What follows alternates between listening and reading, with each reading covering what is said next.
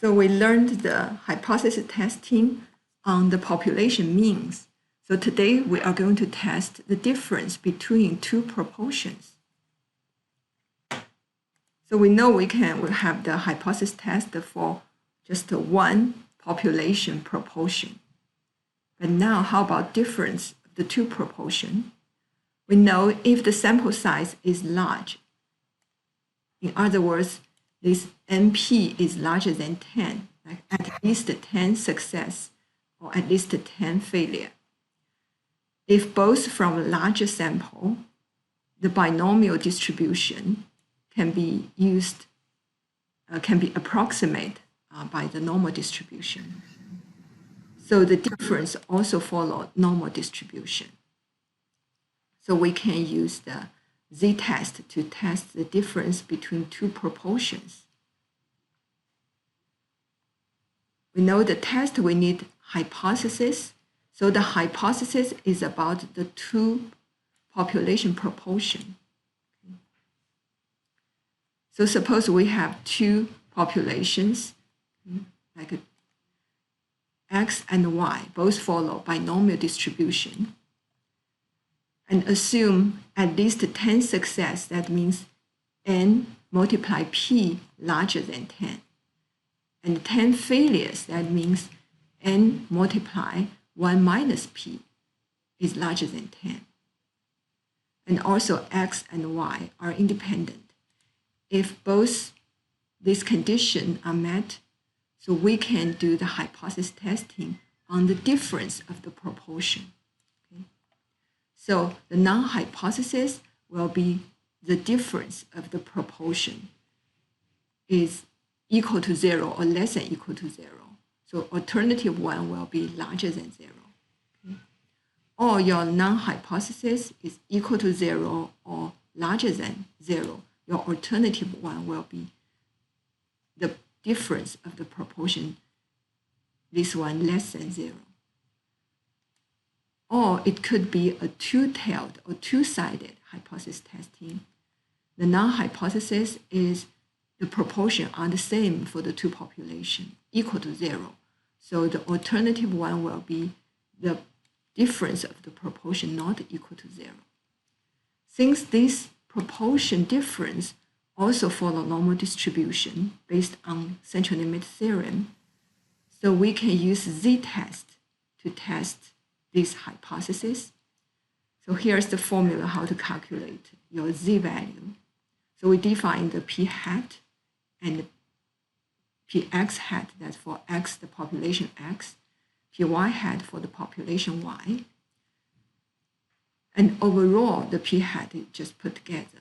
And then we can compute the z-value. And also, after we know the z-value, we can look at the normal curve, finding out the probability, the z less than this z-value, or z larger than the z-value, is based on your alternative hypothesis. We can calculate p-value. So after calculate the p-value, we can make the conclusion if p-value is small, or most case smaller than significant level, like 5% or less than 1%, we will reject non-hypothesis. That means your data support your alternative hypothesis. If your p-value is large, you fail to reject H-null. So you do not have enough evidence to reject your non-hypothesis. Okay, so today we are going to use to work together on a lab. Okay, it's a lab assignment, and to have some like a practical understanding of how we use these, we call the test for the difference between two proportions. Because we learn statistics, the main purpose is we need to use it in your real work. When you work, what's the real application? So please go to your canvas and week 9. Oh, it's fast. We only have one more week class next week. So week 9, we have Lab 5, hypothesis testing on population proportions. So please download the Lab5, and then we will work together. So practice the hypothesis testing on the population proportions. And another purpose of this lab is to familiar with some Excel functions, which is useful for the data processing or data analysis. So raise your hand if you download this hypothesis test, the Lab5. Yeah, awesome. So then we will work together on Lab5.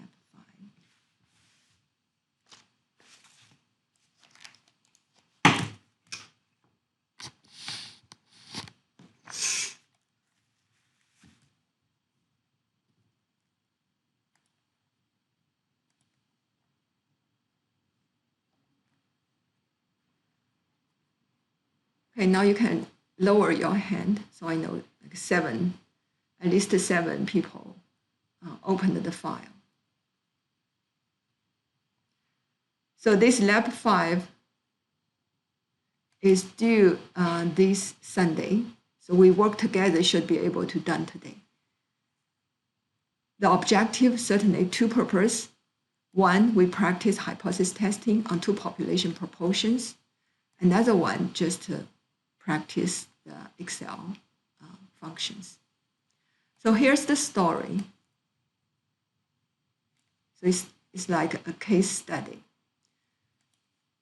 Make it larger.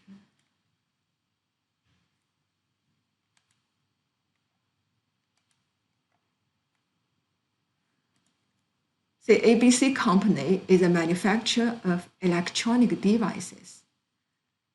It purchases thousands of different components every year.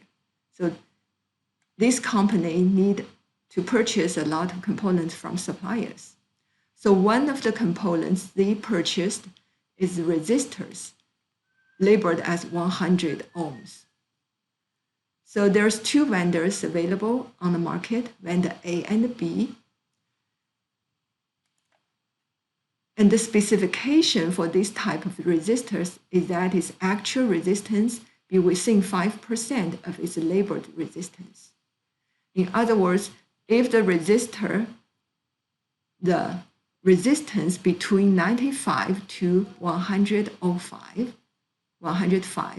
that's considered meet the specification. Okay. So currently, ABC company use vendor A as the supplier of the resistors. But they also consider vendor B. If on average, a greater proportion of the resistors from vendor B meet the specification, the company will change the supplier to vendor B.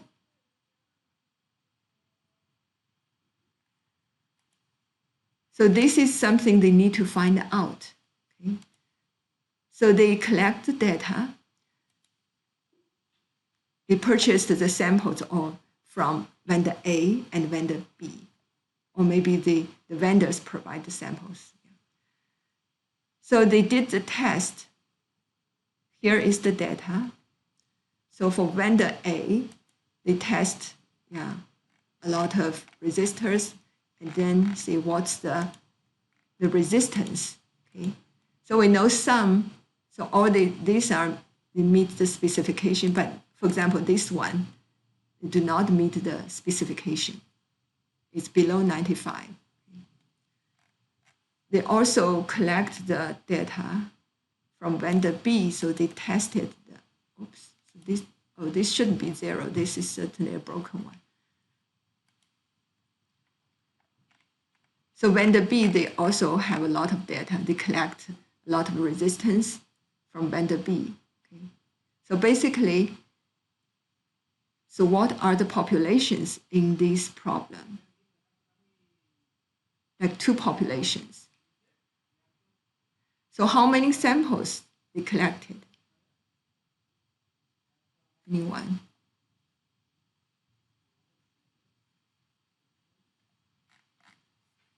How many samples? 150? No, that's the sample size. Yeah. Yes, two samples. one sample, the sample size, we can find out sample size. How many resistors from vendor A, how many resistors from vendor B. So they need to make the decision to see which one, on average, give the greater proportion of the resistors that meet the specification. Okay. So what they interested is the population, like all these resistors, the 100 ohm resistors from vendor A, compare with the population, like all the resistors, these 100 ohm resistors from vendor B. But what they have, they only have the sample, two samples, one sample from A. So we will know what's the sample size. We can count. Okay, count if. This is the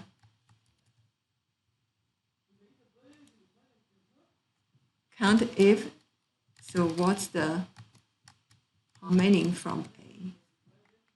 So 180 from vendor A. Vendor A, 180. Let's see how many from vendor B. So this is the sample size. Okay, vendor B, that's from A2 to A4. Just this column. Okay, we count how many meet the criteria, which is from B. 270.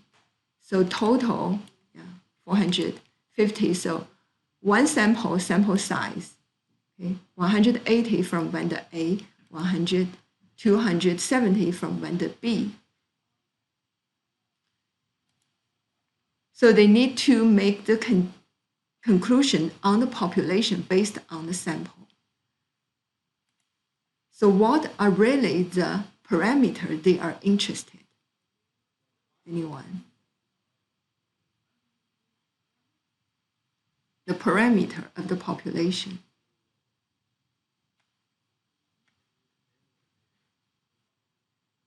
And here, most specifically, is the proportion.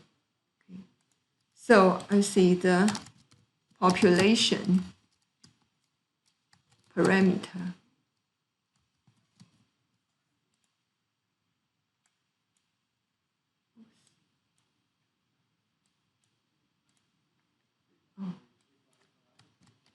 The population parameter. Here is the, so we know the population have parameter like proportion. So here we have two proportions, the PA, the proportion A, or proportion B. Okay.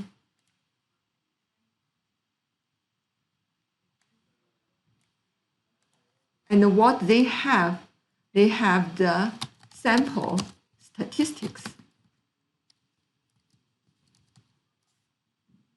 That's also, the sample statistics is also the proportion from the sample. Okay? That's PA hat. We use the PA hat. And also we need to know the PB hat. Okay. So this indicate the data from your sample. This is the population proportion, which is unknown. Okay. And then we will make a conclusion based on these sample statistics, the proportion of the sample, make a conclusion on this unknown, the population proportion. So the very first thing we need to calculate what's the proportion from the sample. So what we are going to do, we need to find out, so this is the sample size.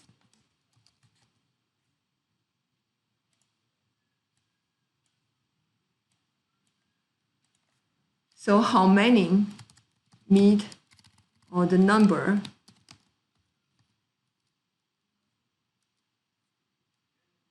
meet the specification.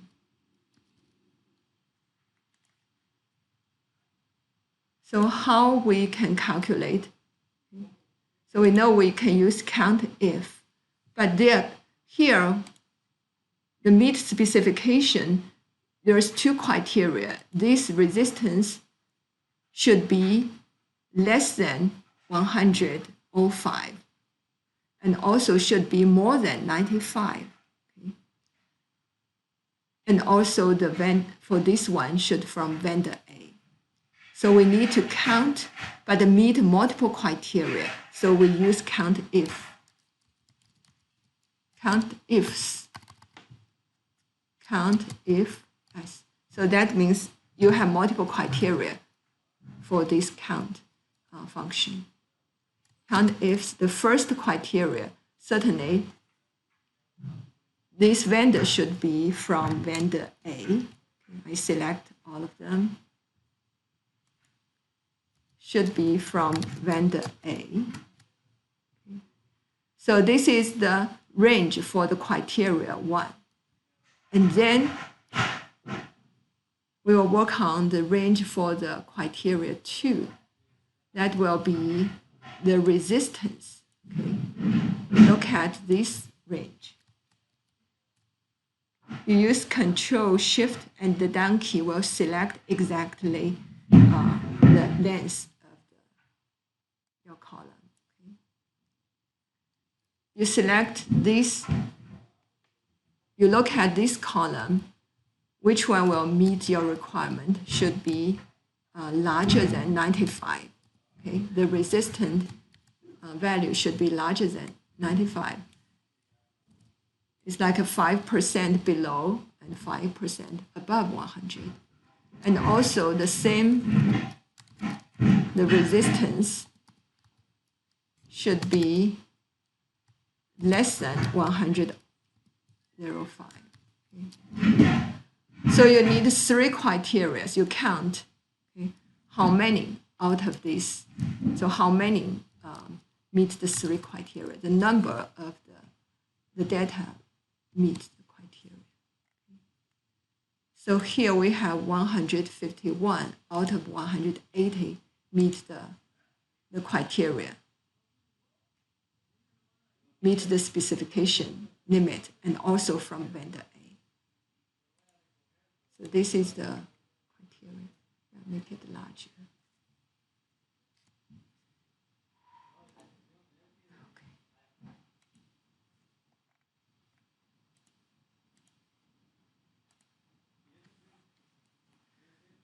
So raise your hand if you get this done.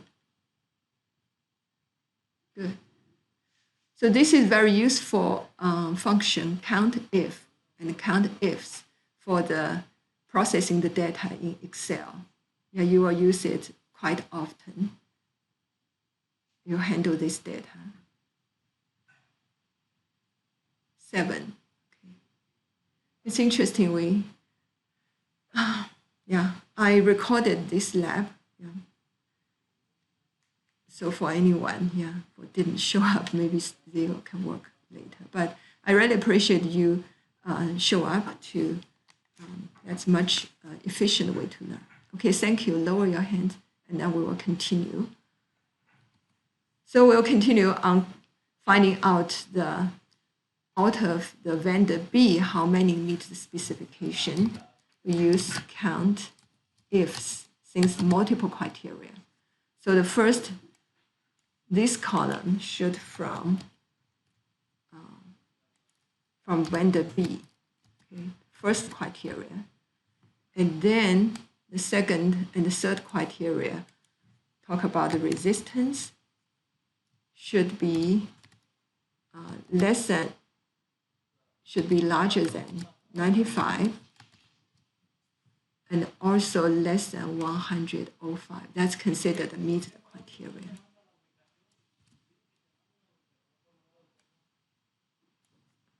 Should be less than 105.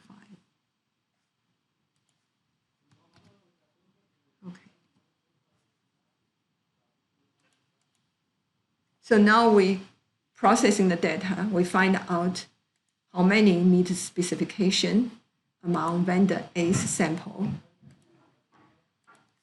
Now we can have the p hat, right?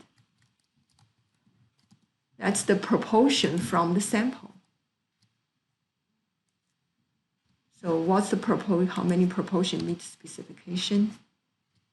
The proportion.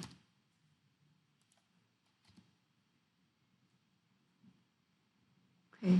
So based on this data, from the sample, since vendor B, the sample, the proportion meet the specification is higher than vendor A. So, but we cannot see that's true for your population. So we need to do the test, the z-test, because there's two possible reasons. Could be true proportion, the B is larger than A, so the sample B is larger than A. Or it could be the true proportion are the same, but we happen to pick up this random sample happen to be a little higher, more resistors meet the specification in my specific sample. But the true mean is still the same. But we don't know which one could be the case. So we will need to see your z-value. Okay? So we need to see that z-value. If the z-value indicate this proportion happened, okay, is very, very low probability, but it happened in my sample, I reject null hypothesis, so the two proportion not the same. If the probability I observe this is pretty large, pretty high probability I observe this happen. So I fail to reject null hypothesis, so I cannot see B. The vendor B's product is better, have more product meet the specification. So now next we need to calculate p-value. I'm sorry, the test statistics. But before that, we need to go back to see what's your hypothesis. So now we have the p-hat data, right? So we can go back here. So the p-hat, we paste the value here. Okay. Actually, we don't need so maybe only 3 decimal places is enough. Okay. See, now we know the p, so sample proportion for vendor A and for vendor B.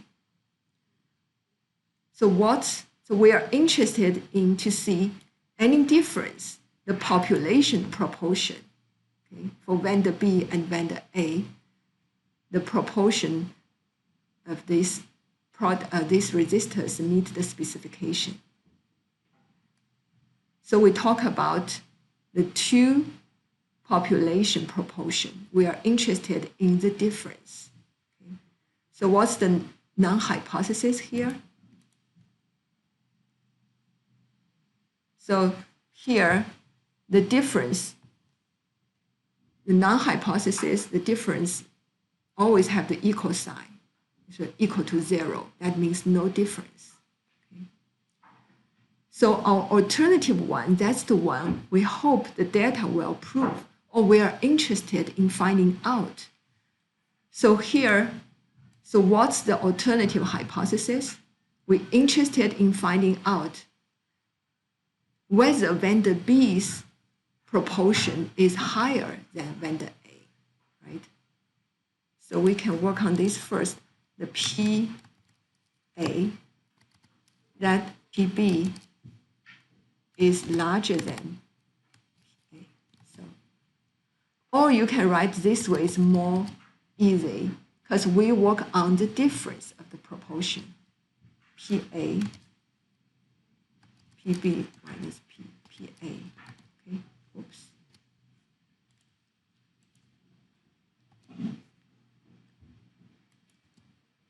The proportion from vendor B's resistors, okay, the proportion that meets the specification is higher than the proportion from vendor A.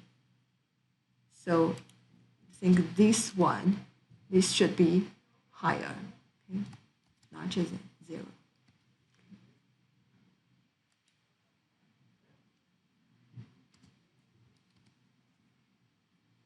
So this is something we try to prove. So what's the null hypothesis?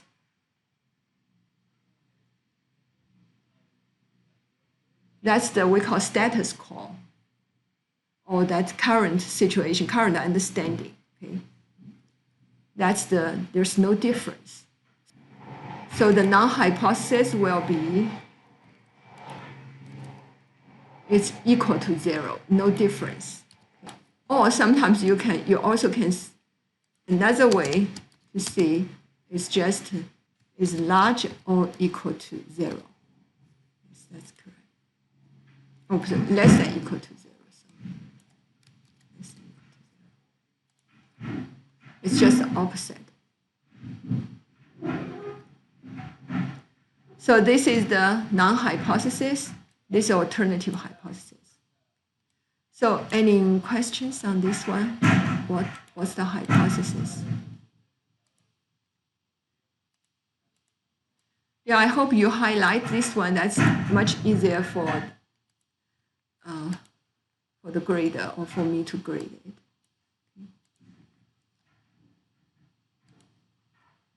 So this is the null hypothesis and alternative hypothesis. And then our whole purpose is, does our data support alternative hypothesis?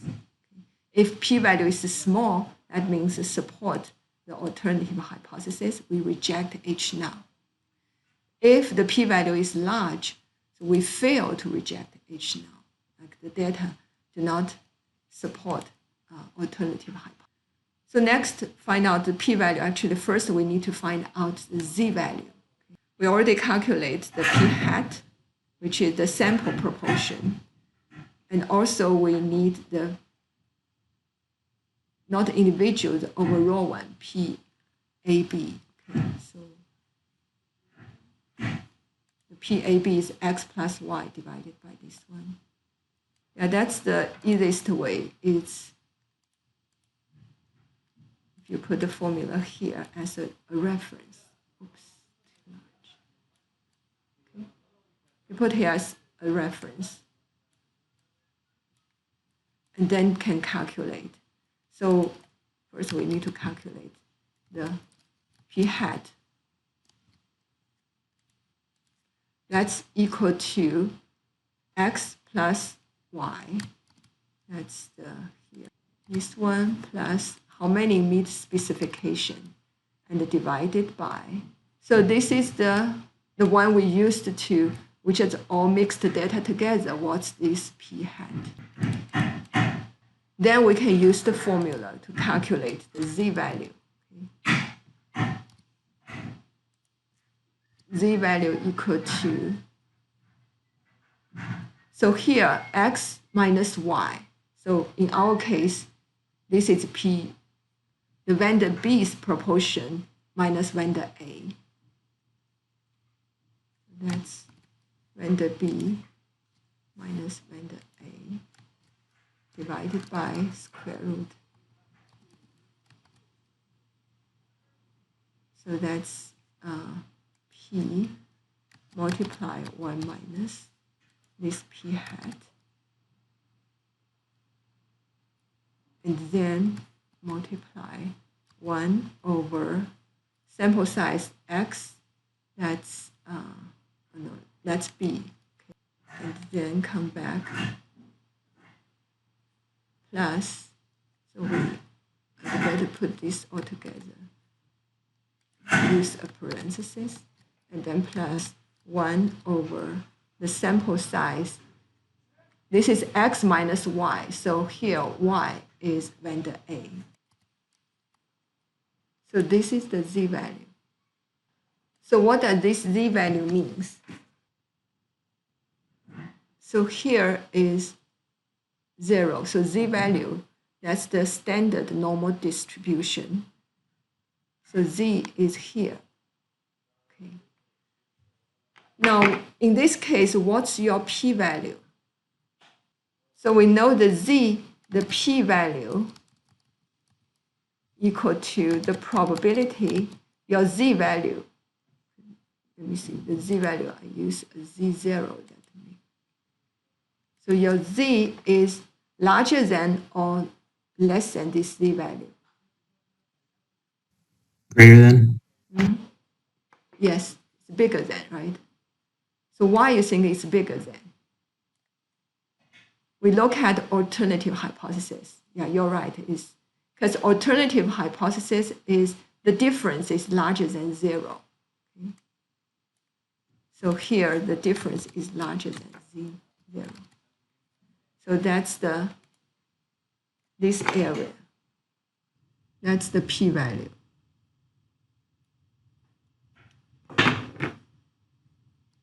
So since it's larger than, this is the upper tail.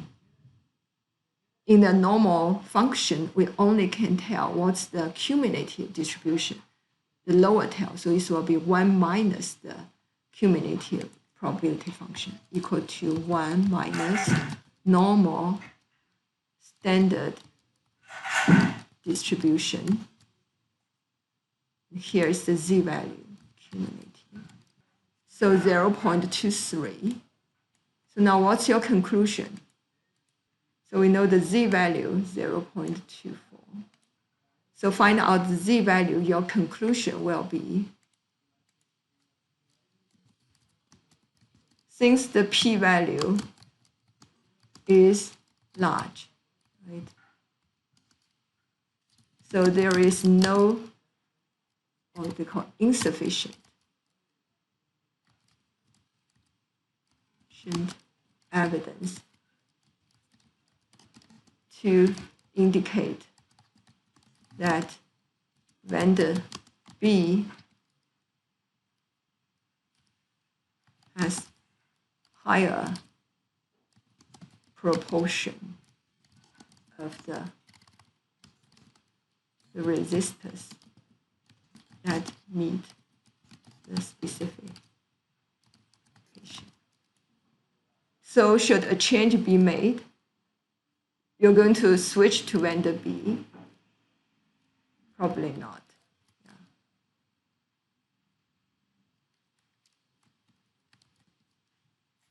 So, or no switch, or no change. So any questions on this lab? Did you get p hat and p value?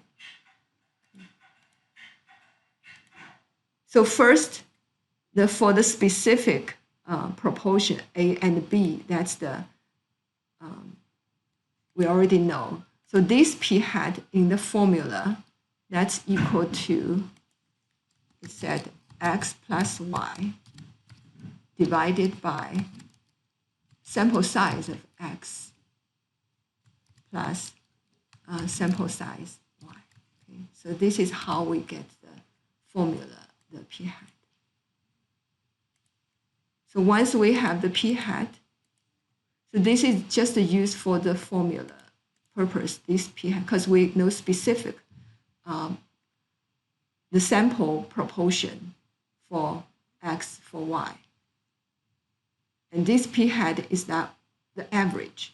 You put all the data together, this p hat. We calculate like this. Okay? And then this is the formula, we find out the z-value. So once we find out the z-value, we need to calculate the p-value.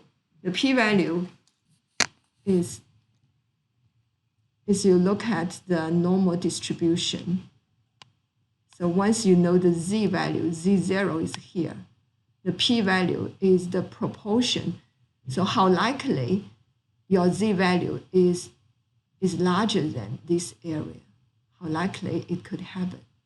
So y is larger than z0 because your non-hypothesis set, your alternative hypothesis here said your p, the proportion p, subtract the proportion from the vendor A is larger than 0. So PB is higher, the population, the proportion is higher than PA. So that's why we look this higher, how likely it's higher. So this, look at the upper tail.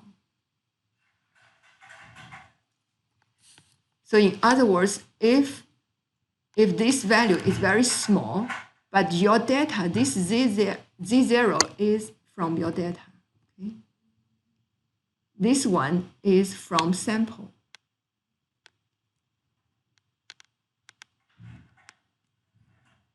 If it's dropped the region, this is, for example, here is 0.25. It's like if there's no difference on the population proportion, if this is true, okay, how likely you observe a sample, which is the test statistic is drop above this value, is 24%. So the chance is quite large. So you cannot question the original, there's this one, the original non-hypothesis, there's no difference. But if for some reason it's very small, 0.01, it's like only 1% of chance it could happen, but it happened in my sample data. That means it's not something randomly happens. So I question about your initial hypothesis. There must have been difference. So the true mean is the true proportion difference is not 0, okay? Because it's something very rare things happened in my sample. So we look at the probability. Okay? So this probability is p-value. So that's how we calculate p-value. Specifically, since we know the z0, the p-value use the just normal distribution function. This is how we find out the p-value. So normal distribution function only give us the cumulative side. Okay? We need to find the upper tail. We need 1 minus this part, the probability, the less than z0.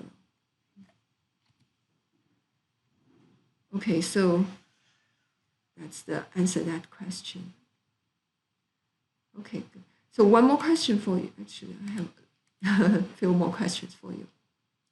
Suppose I'm from vendor B. Okay, I look at data. I think, yeah, this is from the sample. The vendor B's product performance is better. Like I have more products, resistors meet the specification. Okay. Suppose I try to prove this is true. Okay. So I might, for example, I just recalculate the data, not recalculate. Okay. Suppose I increase the sample size, okay, 100 times or just 10 times. Let's see, 10 times. And suppose the proportion are exactly the same. Okay. So this is true. This is okay, right? Suppose a lot more sample, and then I compute the z value. So what is any difference? Anyone?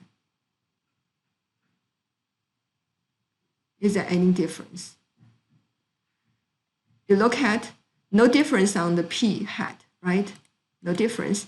And this one, also no difference because it's both enlarged 10 times.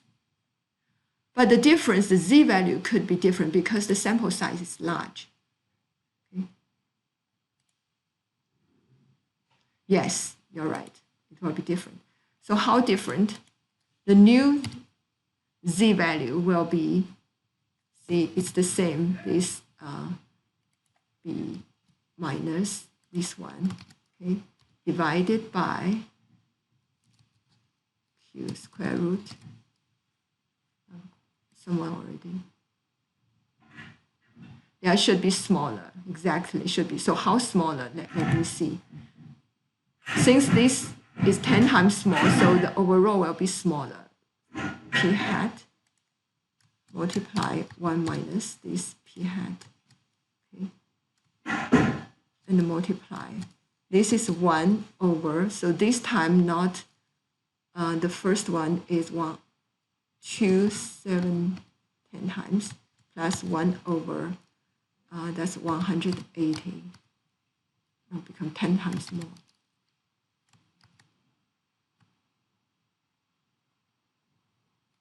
Yeah. Now, these times, my z value become very small now.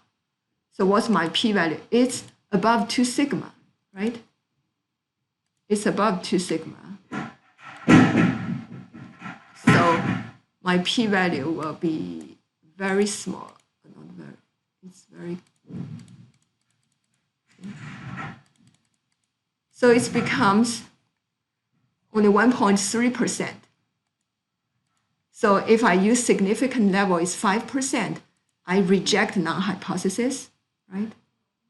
So that means, wow, Vander B did provide a higher proportion of the resistance that meets specification limits. Okay? So very cautious about this one. So people can manipulate the result, just enlarge the sample size. In other words, enlarge the sample size, the larger sample size can test the p-value. Larger sample p-value will be the result in smaller p-value. Okay. So this comes to one thing. So this one statistically significant because, so the difference, okay, so because the sample size enlarged, so you look at your p-value becomes smaller. Okay. So statistically, you say, okay, I reject null hypothesis. So they do, so Vander B did have higher proportion, but practically it's the same. Okay. So just be cautious, you enlarge the sample size, result in small p-value. So even if practically no difference, but just the larger sample size. So this is one thing very interesting. Another thing I like to point out in reality, are you going to use the product from Vander B? Okay. Anyone?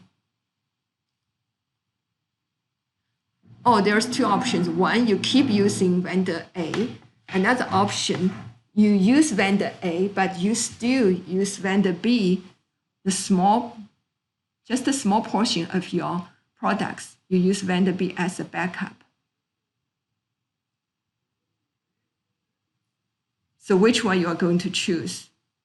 You totally depend on Vander A, or you still have C, use Vander B to provide a small portion of your resistors. Which one is more risk resistant, more safe? Anyone? A lot of times, I think a lot of in this supply chain management, supplier management, you want a backup there. It's still a good candidate. You like to keep Vander B. Every year you may purchase small portion of them as a backup. In case something bad happened on Vander A, you can quickly switch to Vander B. So practically, probably you like to still keep a second vendor as a backup.